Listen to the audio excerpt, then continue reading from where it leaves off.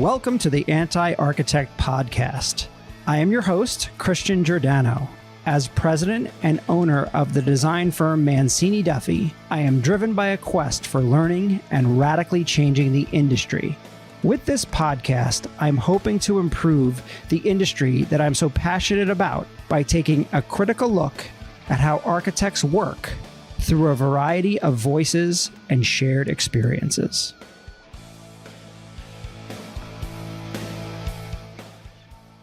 David, thank you so much for taking the time to be my guest here on the Anti-Architect Podcast. Well, it's great to be here, Christian. Yeah, no, thank you. So when I was preparing for this conversation, I was looking through, your website, and your projects are beautiful. Your approach is unique, and we'll talk about your approach in a bit. You're very innovative in especially on the design side and what you're doing. But what really stood out to me was the culture of your firm. And I can always learn a lot from a company's, about page. Your leadership isn't plastered front and center. And I actually had to do a bit of digging to find you and your picture and your bio. And to me, that tells a lot about your emphasis on your team, right, over the individual. And that struck me because it reminds me of our firm, right? We intentionally did that, right? We didn't have a leadership section. We're all in it as one. Every employee is as important as the other. I am no more important than anyone whatsoever. And so let me start there. Why has Steinberg Hart built this kind of culture, and how does it shape the way that you work? Well, it sounds like we need to redesign our website. No, I'm just kidding. But it is a value. I would say we start with values, design, innovation on the website. Our core values are design, relationships, and change. And for a long time, that was what we were building into our messaging, because that's kind of our internal messaging. And what we realized is that we needed to make sure that the first word was values, that is really the thing that holds us together. Through a number of retreats and deep dives, what we found, what was the stickiness, what held us together? It wasn't style, it wasn't type of project. It was that we had some shared values that kept us coming together and making each other better, holding each other accountable. And that, I think that's why that's the first, the first word. And then within that, there's people and culture and all of those things built, sort of woven, but it starts with values. And I think that's, origins are important. I think, and if you think about what we do in terms of inventing and inventing the future and reflecting the present and all the stuff we do with the built environment, origins are important. And then design, because I would say, whether it's what you do every day, it's certainly around what drew most of us into this space is the ability to get these things out, get them out of our head and into form and into serving or being of service. And then innovation is kind of the maybe same as change in a little bit. Is I feel like I see a lot of architecture is, and even in meetings within the firm and our firm, other firms, is a lot of just solving yesterday's problems. And to me, innovation is all about looking to the future. And I feel like the practice of architecture, and then specifically our firm, is constantly trying to think about the future and helping shape the future, not just solve today's or yesterday's problems. Because, it takes so long to build a building. By the time it opens, at least the scale of what we do, it's 5 years. So if we're not thinking about the future all the time, chances are that we're, I want to say irrelevant, but less effective in our work. So sure, yeah, and you it's got to stand the test of time too. Yeah, we always hope so, right? It's absolutely.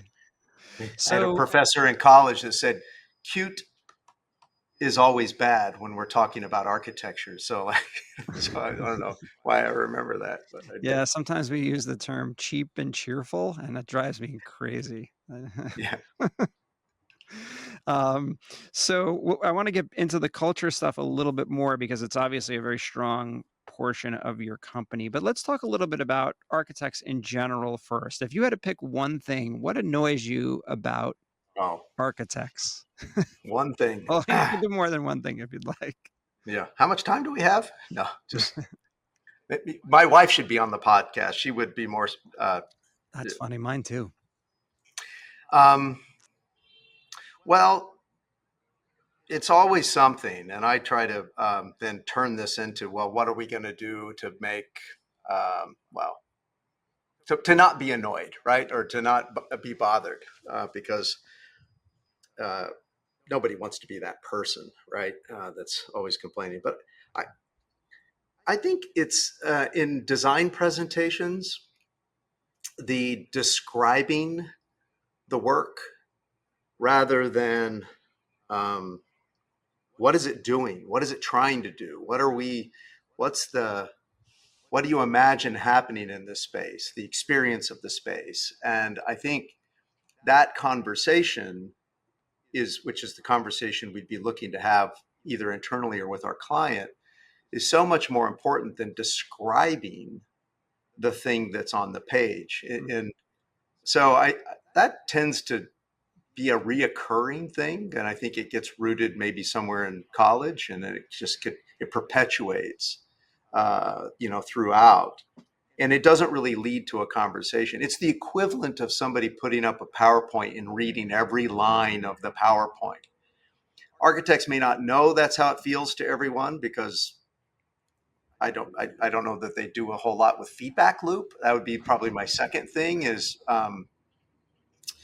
there's so much focus on the creativity and the making of something, and then your desire to now tell someone about it, that I feel like the listening or the feedback loop is not something all architects are as good with. And I think that the ones that I see within our practice that really elevate quickly are the ones who are excellent listeners and not just good at what's being told, but extracting information. And so really engaging, I would say, so that you leave a meeting with clarity rather than, well, I just presented that and I feel good about myself and on to the next. So You're so anyway, right. that's probably the one thing that I see over and over again, that we as a practice, as a profession, could help improve. Do you coach in that respect? People doing the presentations, and I guess how do you do that? How do you, because that's a difficult thing to do, right? And especially at the senior level, they put all this work into it, and you go and you have to take them aside and go, listen, you did a great job, except that your presentation, what you actually said, So how do you deal with that? Well, coaching is one of those things that there's no once we use the word training. There's a whole team within the firm wants to do training all the time. We need to train this, have a program for this. I, I think there's some effectiveness there. I like the word you used, coaching. Talking to somebody like in real time, immediately after, and even sometimes during the presentation, um, interjecting or interrupting, because I do less presenting now, and more, but I'm in the room a lot, and I will say, well, maybe we just pause there and ask, and then so I'll sometimes help facilitate it in real time, and then afterwards have a little conversation about why I did that. Because sometimes when I interject, that person's face just goes like, "Oh my gosh, I had this script in my head. I'm going to trying to remember my lines, that Right. sort of thing." And I can see that, and I help get them back on track. But then I can coach afterwards, having put those little moments into the meeting. But if I sit quietly and just write down my notes and then catch them afterwards, say, "Hey, let's have lunch tomorrow," and then it's it it's not as sticky as kind of a shared experience. Sure. Um, because then that client feedback, I can say that client feedback that we got here and here, or the contractor, whoever was in the room, or the engineer, like we wouldn't have got that if we hadn't have made a moment to engage, So anyway, yeah. So I love coaching. Yeah, I that know I'm not sure how much other people love being coached by me, but I love doing it. So that's great. So in our profession, we're notorious for being overworked and underpaid. mm. Um, what's your feelings around this? And do you think we bring that on ourselves, or is this just simply the nature of our industry and it is what it is?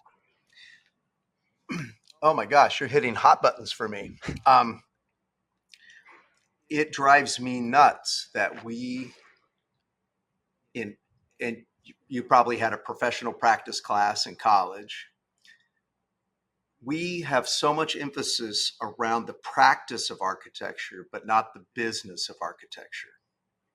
And that is a huge disservice. And it's the beginning of the root of, in my opinion, this problem is that there is not enough emphasis on the business of architecture. And if there was, then I think everyone would benefit down to that first person hired, because it would be, if the businesses were stronger, which leads to more economic stability, then we would be, I think, compensating architects a lot better.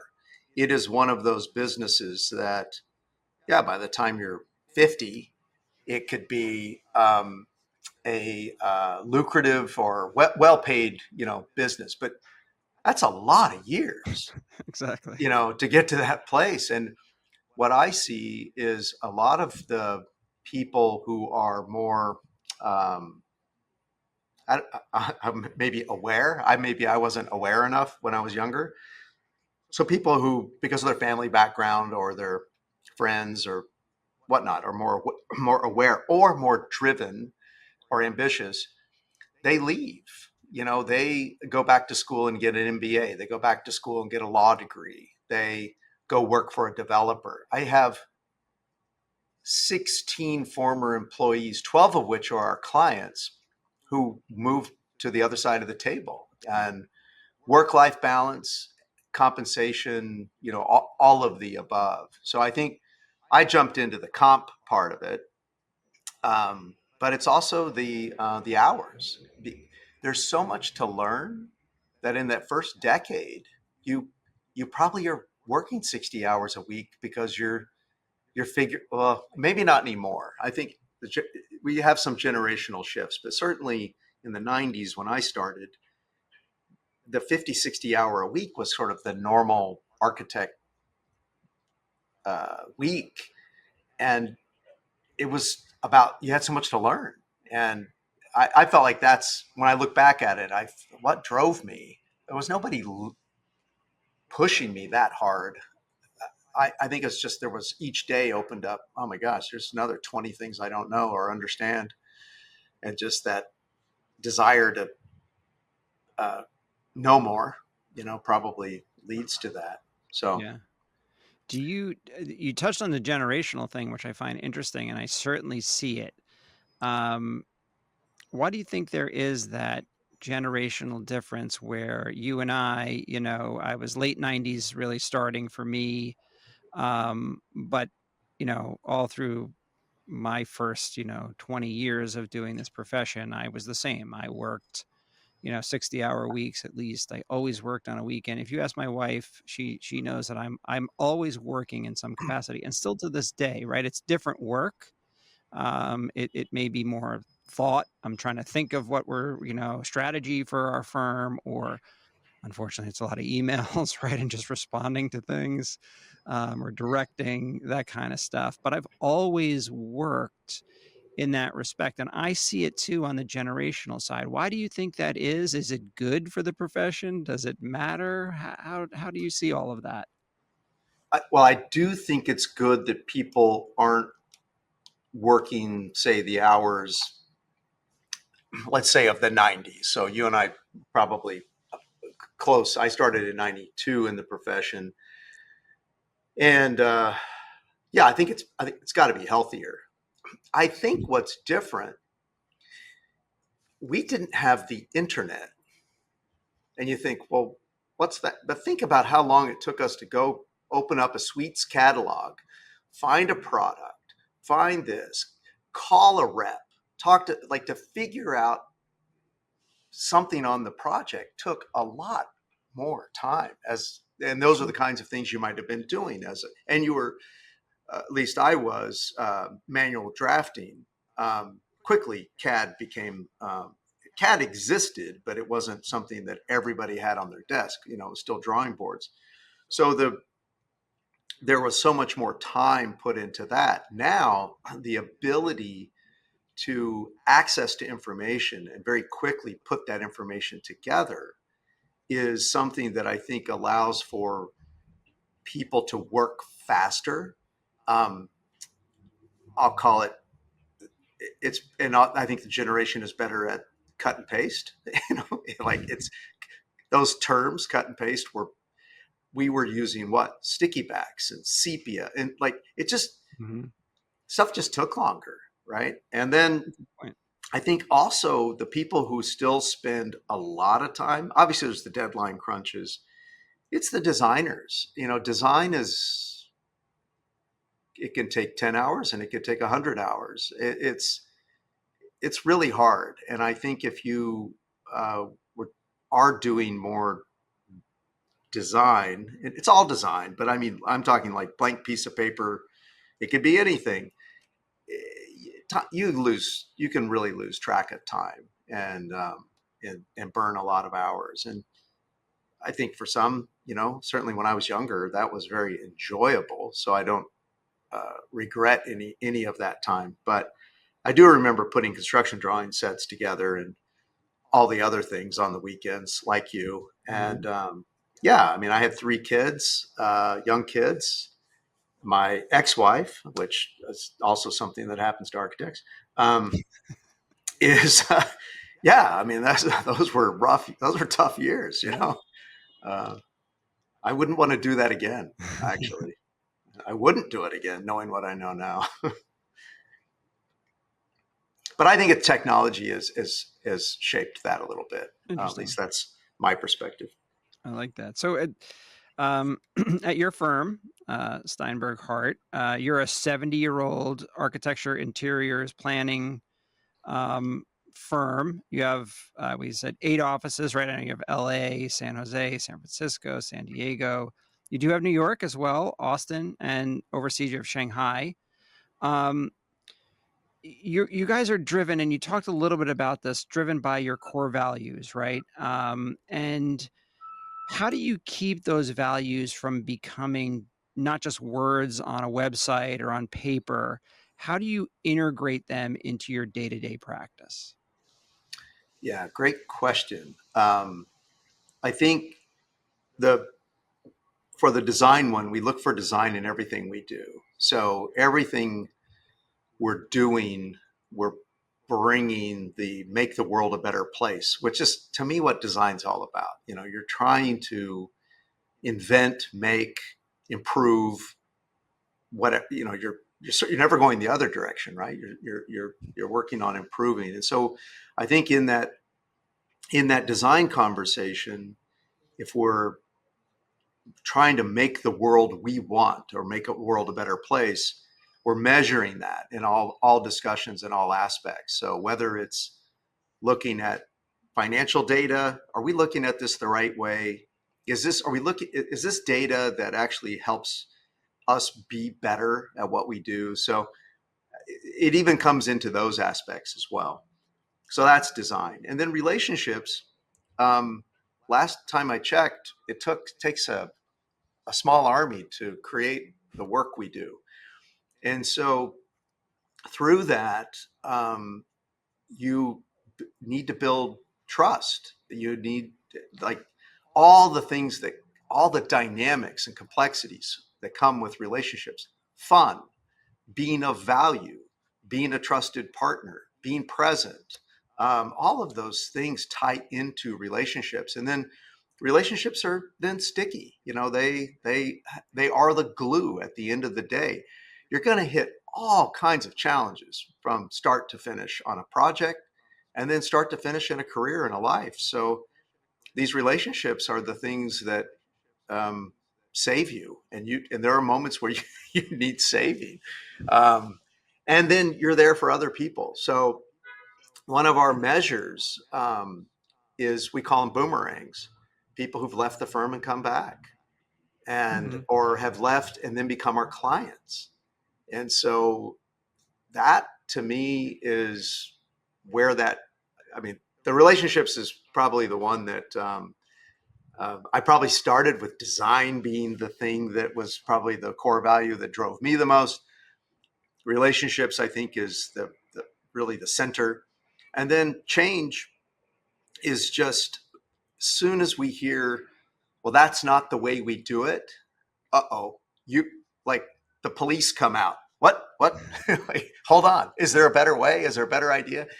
That anything, and it's probably honestly hindered our growth in terms of scale, size, is that we we want to be continuously disruptive, questioning, and I would say it probably drives some people nuts, because soon as something kind of becomes, quote, standard, we're questioning.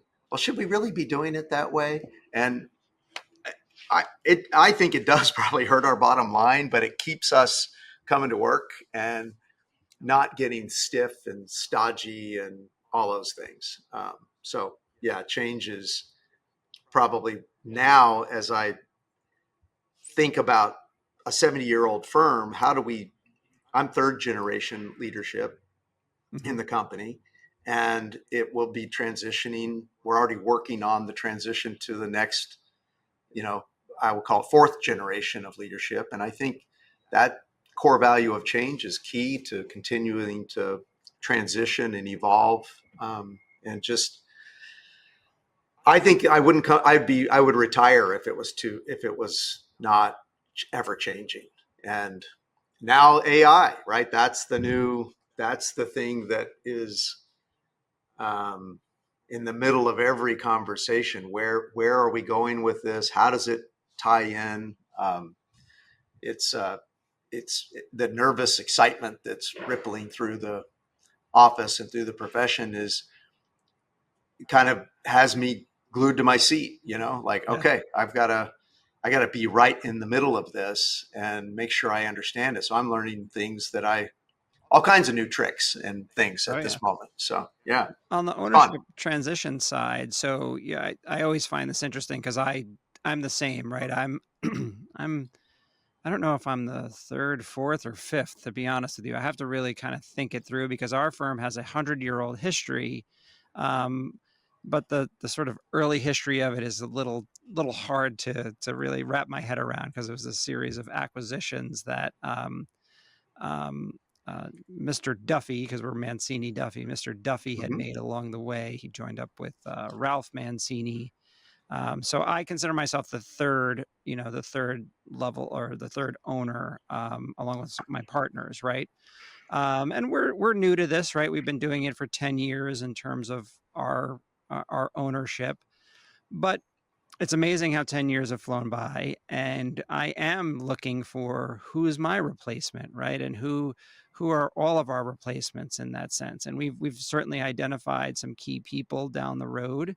It's still too early to really go down that road, but I'm curious, how are you dealing with that? How do you find the talent within, and are you actually starting that process for the next set of owners?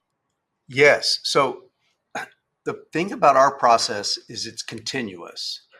So what do I mean by, and it's actually the reason I came to this firm. At the time, I uh, didn't know.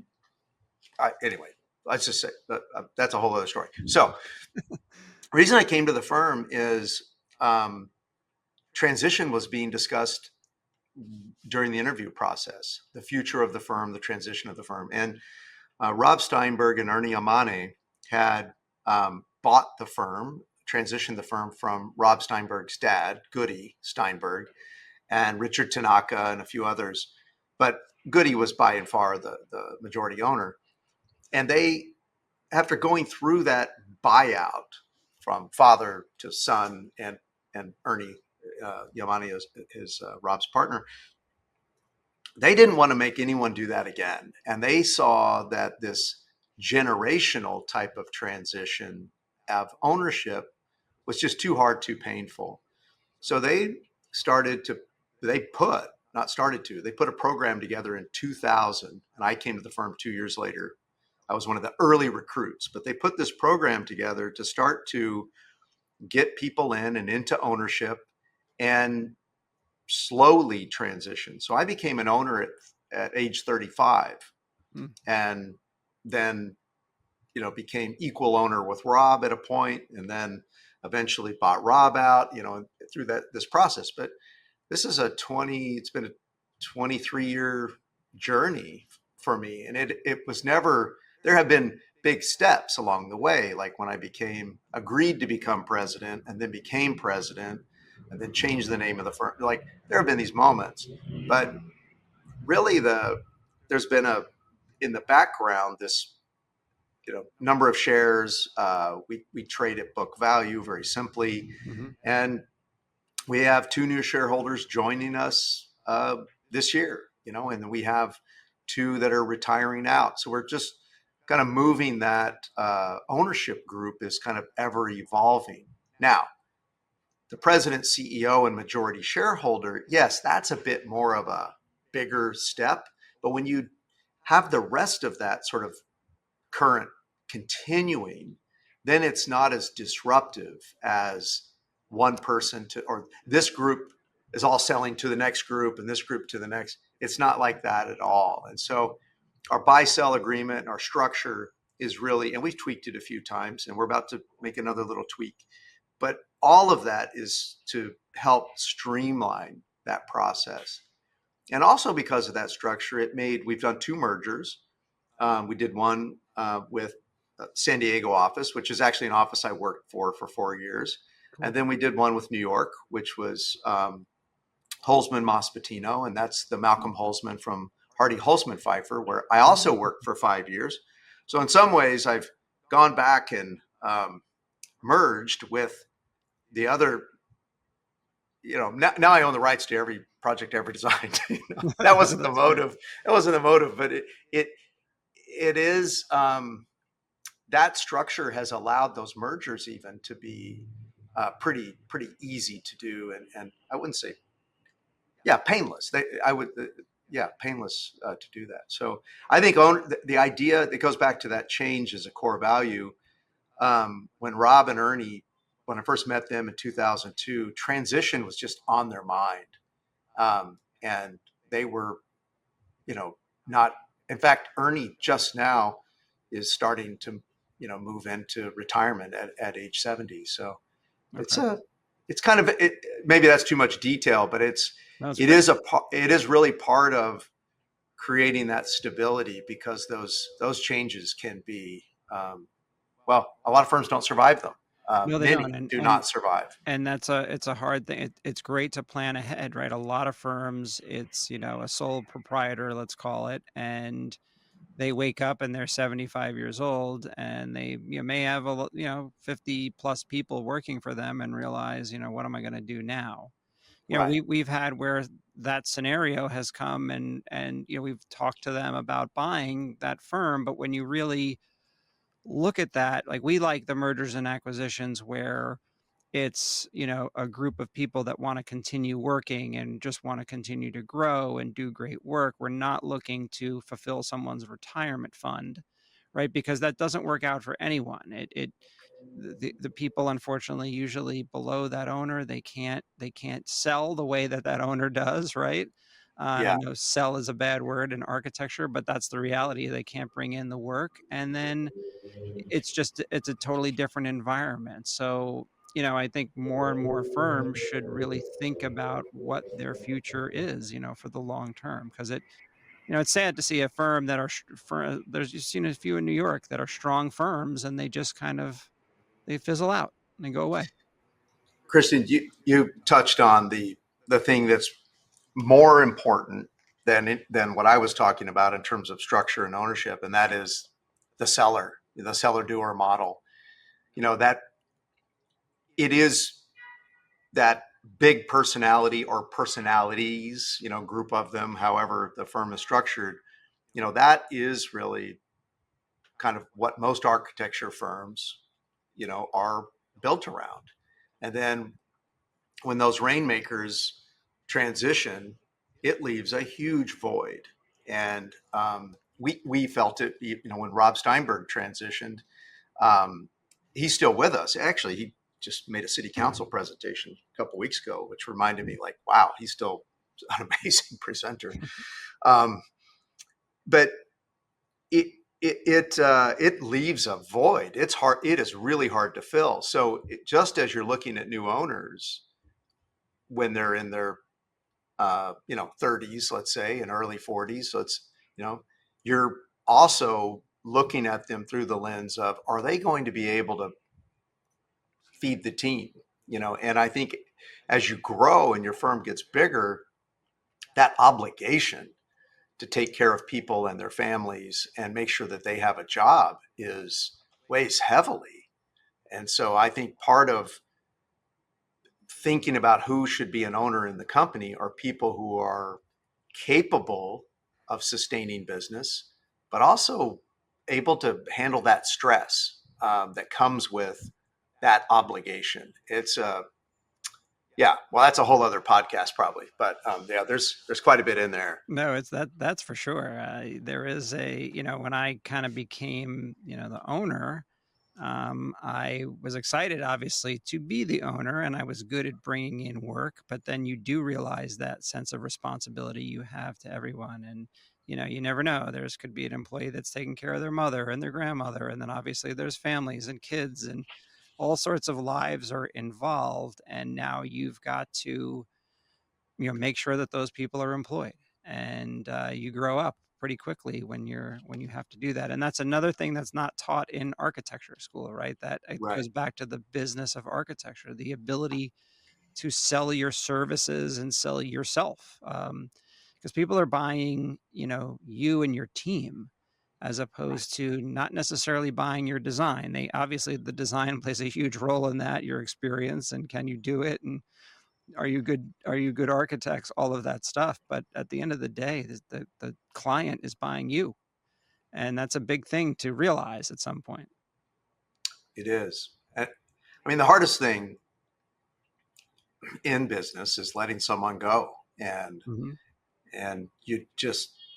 you're constantly motivated to never have to do that. Hiring people is hard. Retaining people is a challenge. Letting people go, it is the worst. It's the And worst, I you agree. just don't want to, you don't want to do Yep, it. that So, person's gotta go home and tell their wife or their mother or their oh, their kids, like, "Hey, I don't have a job anymore." It's terrible. yeah. Yeah. Mm, So I'd love to switch gears and talk a little bit about your projects. And one that you obviously do absolutely beautiful work, and one project that I didn't realize you had done was Cal Poly, with FullStack Modular.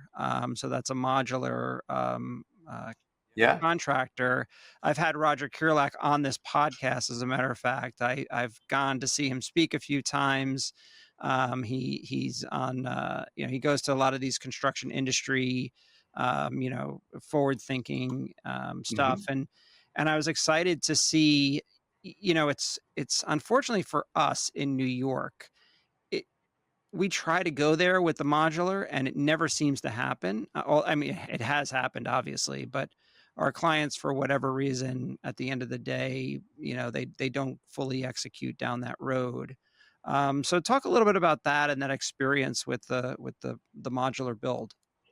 Sure. Well, we're in the middle of it. So the Cal Poly project is alive and well, and Nice. the mods are being fabricated in Roger's shop down in Carson, which is LA area. Uh-huh. And yeah, we started leaning into, this fits in that innovation category, but leaning into the modular space as one of those. I mean, the larger topic of bringing down the cost of construction, thinking differently about it. You know, Kieran Timberlake and the Refabricating Architecture was a book a lot of us read 20 years ago, and we're like, oh my gosh, yes, we're doing it all wrong. And, 20 years later, we're still doing it in the old way, but there's a lot of progress happening in the profession. And volumetric modular is one of those, prefab, lots of other prefab components. I think the biggest thing for us on the West Coast, and about 50% of our business is design build.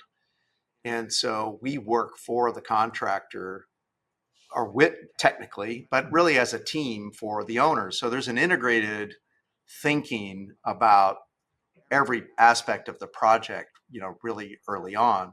And so it makes sense that maybe modular is getting a little bit more of a foothold on the West, just because there's already this design and construction connection. But really, this evolution that we're in now is designing for DFM, designing for manufacturing. And the level of detail that we get into with Roger's team, as it relates to getting everything precisely done, because you're going to start that factory and start producing. So down to the switch, the thermostat, one little piece of the puzzle can hold up the whole production line, right? So it's not like typical construction where you can have something, then you come back, you can be repairing this over here while this other thing's moving forward. We literally have a line running, and you don't really have hospital bays to put them in. You got to keep this thing going. So it's exciting to be a part of it. And when we first looked at it, we were working with a group in China, and honestly, it wasn't sophistication that the group brought. It was labor, low labor cost. And there still is a whole lot being manufactured in Tijuana, just south of the border. So there's a number of groups that are there.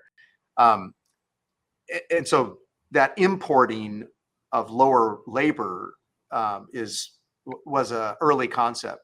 But really the important thing now that we're doing, it's the integration with all the trades. It's the integration that's happening at that prefabrication level. So like on Cal Poly, the bathroom pods are being made at Capsule, which is in Anaheim, and then trucked over.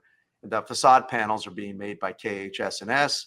Then those elements come into, there's a whole lot of fabrication that's happening in the FullStack factory, but these other two pieces get, one gets attached to the outside, and then the bathroom pod gets slid in. So it's going beyond your, just building inside, which is kind of where it started, to really becoming much more systematized and that approach. So it's exciting to be in that, because it's what I'll call it.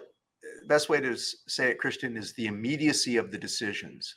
All of us in the firm who are involved in that part, there's no, there'll be shop drawings, and there'll be, this is a business where look at how antiquated, schematic design, we think about the whole building, and then design development, we think about we do and redo in these big iterative cycles. Totally. Right?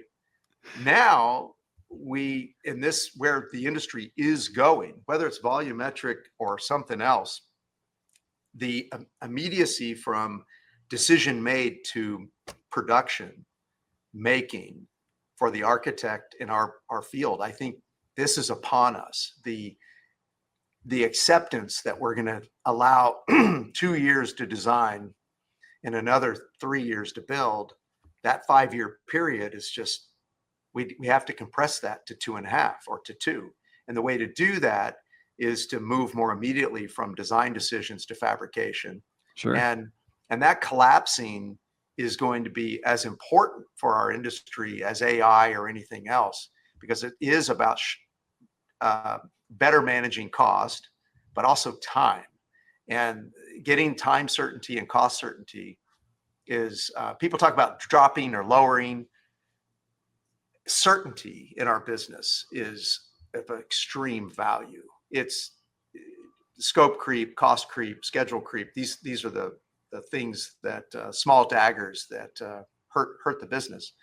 Yeah, So if we absolutely. can get certainty around that, it will greatly improve for everyone. Yeah, I know contractors that started projects or bid on projects pre-COVID, and then as a result of inflation sort of coming out of that, ended up going out of business because the prices were double, right? And so how do you Right. predict that? So you're absolutely right. The shorter a time frame, the more you can connect sort of the drawing decision directly to a production, I think makes a huge, huge difference.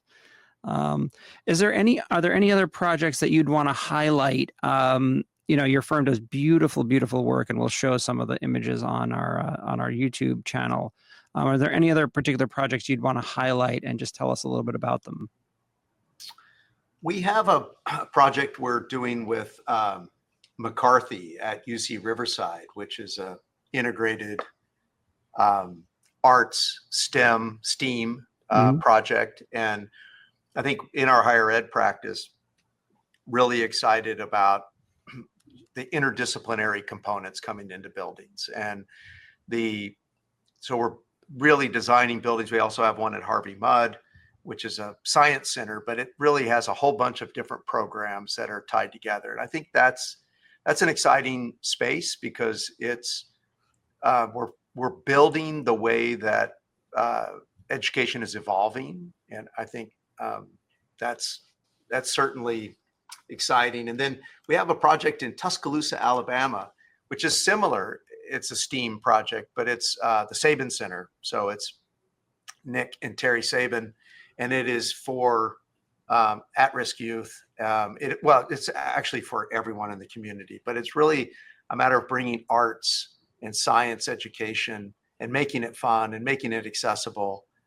So whether that's happening at the university level or it's happening at the community level, those are really exciting projects, for us in our portfolio.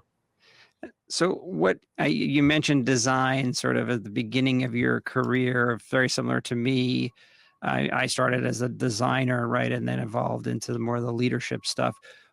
What would you say is what's your role at the firm? What do you do on a day-to-day basis? And by the way, I hate when people ask me that question too, because it's hard to actually pin Yeah, down, but yeah, yeah. It depends on the day, right? I think what the and it falls into different, like the last 2 days, we were kicking off a new senior living, assisted living tower in Westwood, California, or Los Angeles, Westwood portion of Los Angeles. And still, I get involved at the beginning of projects, at the project launch, to really make sure that, particularly in the areas that I'm involved in, and where my expertise comes to play, is getting them going and off on the right track. Okay, so there's that. But it's also, I still hunger to really understand what's unique about this client's business model, how, there's lots of different senior, approaches to senior living, but what is this particular client's unique approach to that, and getting really the deep understanding of what makes this project or this client tick. Sometimes they're not the same, is still real important to me. And I think then the value I can bring early on is to help set that project up at project launch to be successful. And then if there is a need for me at any time along the way to step back in to help with some important decisions, I'm not trying to come up to speed, because I then, monitor and sort of, keep track of these projects that I'm personally involved in. And I think then the thing that I do the most coaching, and I think it's a cultural element that runs through the firm, is we used to manage the work, because the work was, I felt like, the most critical thing. I'm very focused on managing decisions. What I see is the biggest challenge right now are making good decisions for projects. And I didn't say the best decision or the perfect decision, but good decisions. There's a lot of paralysis right now in decision making because we have so much access to information. You and I can pick up our phone and it's already feeding, because it's listening to us, it's already feeding us things of our interest. But then if we go to AI or we go to a Google search even, all we have to do is type in a keyword. At least AI, you have to form a sentence with, or a question, and the Hmm. better the question, the better the feedback. But I call this the answer society. We live in an answer society. People just want answers and they want them quick.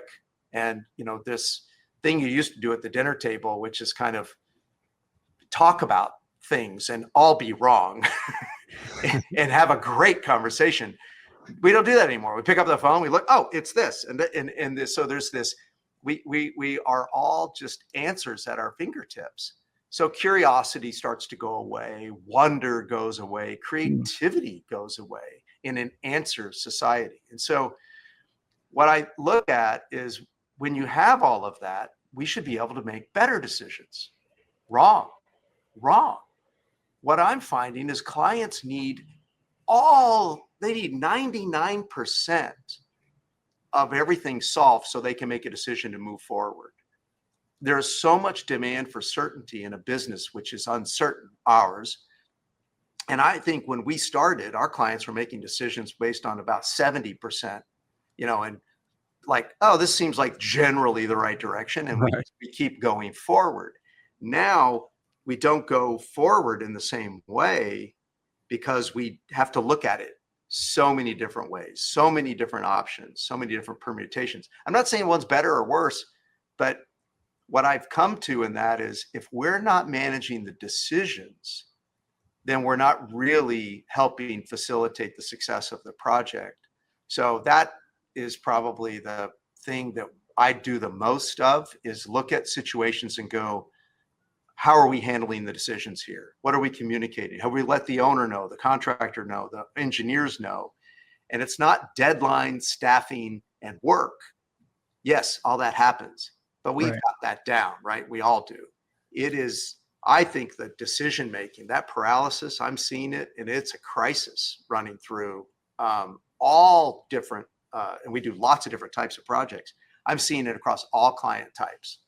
So I don't know if that resonates with you or not. Yeah, absolutely. That's great. And as far as I'd love to talk a little bit about your origin story. Where did you grow up? Where'd you go to school? How'd you kind of end up in this profession? Yeah. Um, well, I grew up outside of Austin. Well, actually, we were in the city limits, Austin, Texas. Hmm. It's kind of funny.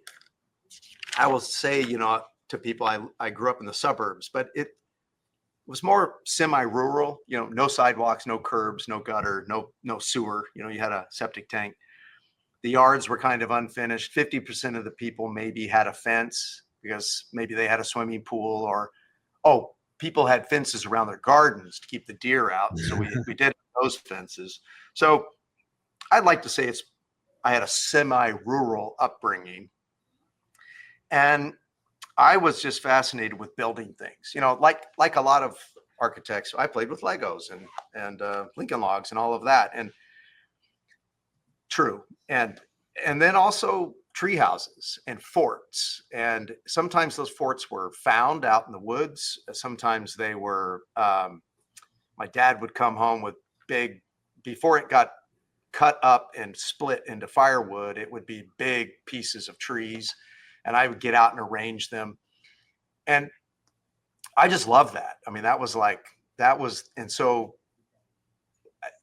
I could have been a builder, I could have gone that route. I think because my father's an engineer, Hmm. architect was sort of how my interest got labeled early, even though I didn't know what an architect really was. Sure. We didn't have any friends that were architects. First architect I met was George Page, Page Sutherland Page, and now Page. And I was scared to death. Like I walked into that office. I was in high school. I was just like, it didn't associate with any of my interest. The people in white shirts, short sleeve white shirts, ties, and big drafting boards. That's probably Yeah. the one time I saw the big drafting boards.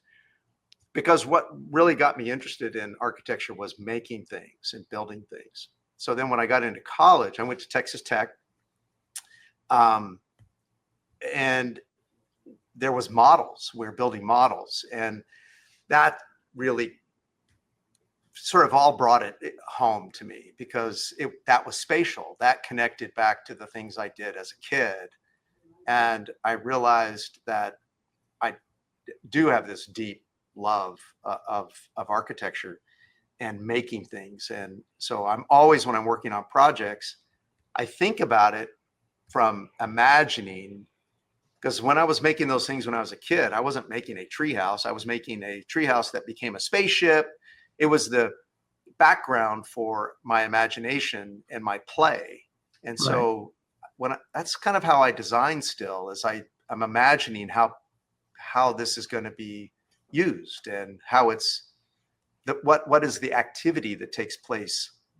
I'm really not interested in a beautiful object, although beauty is very important.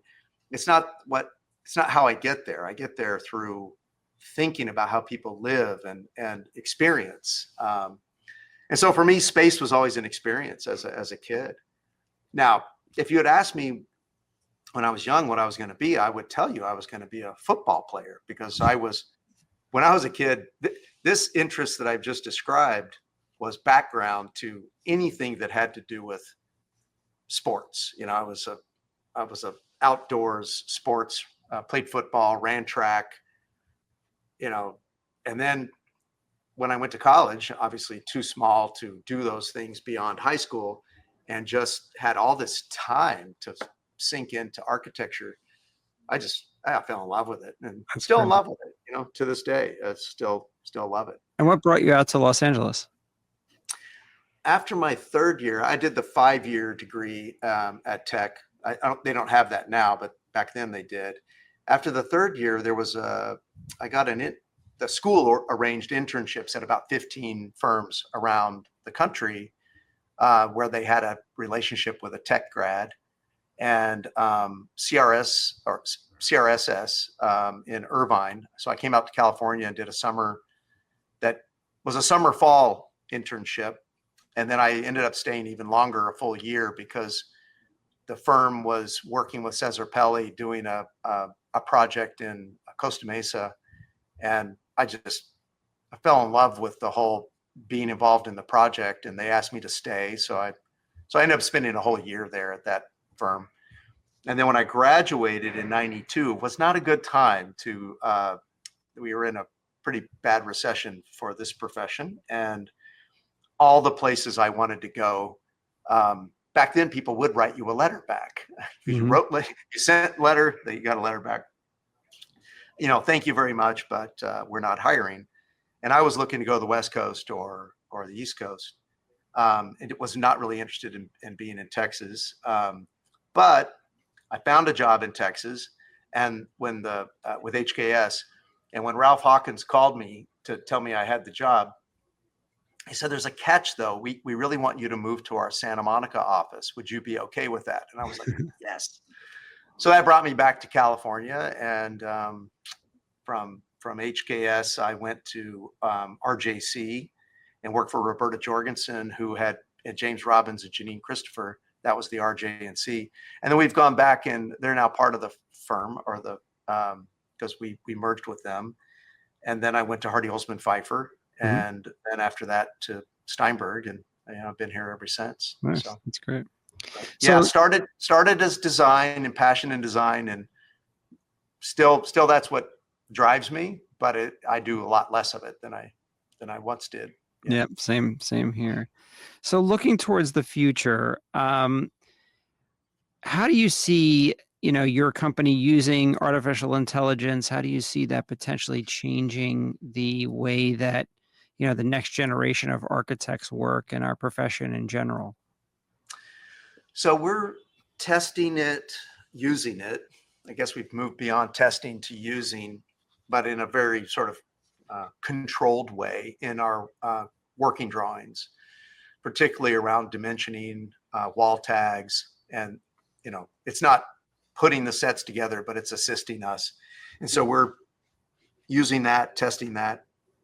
And then we're also at the front end using it for some visualization and rendering and things like that. Yeah. Right now, everything is in I'll call it, it's augmenting our process. It hasn't really radically changed our process. Do I see it changing our process in the next 10 years?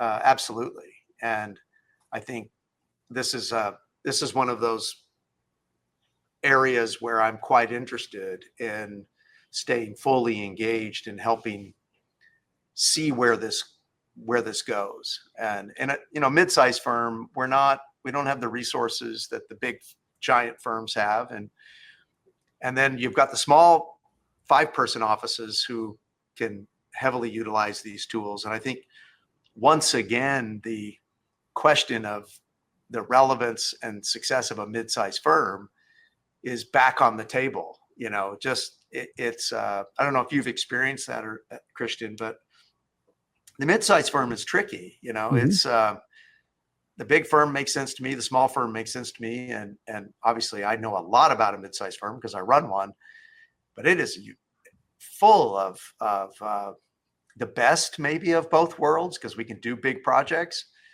but it has a lot of unique challenges. I agree.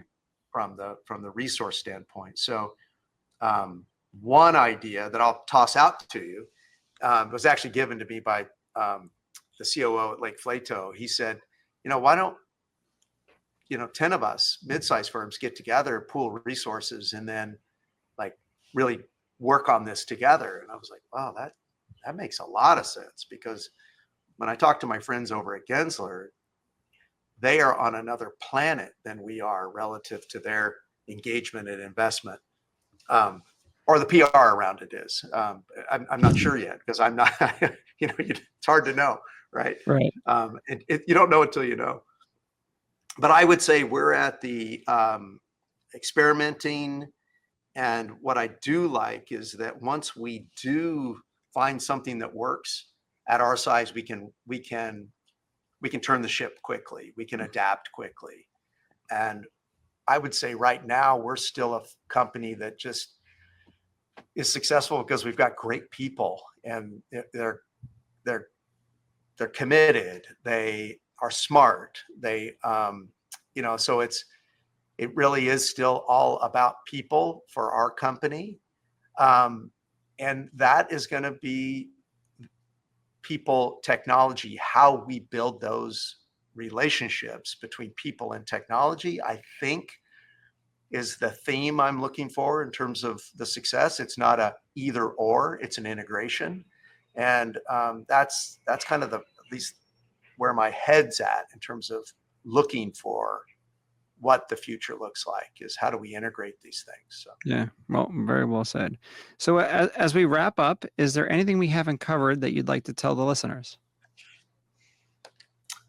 I don't think so. I wanted to thank you for having this podcast, because I thank you for inviting me, but then also listening to a number of them. First, I went through and went, oh, I know Roger. And I looked at the people I knew.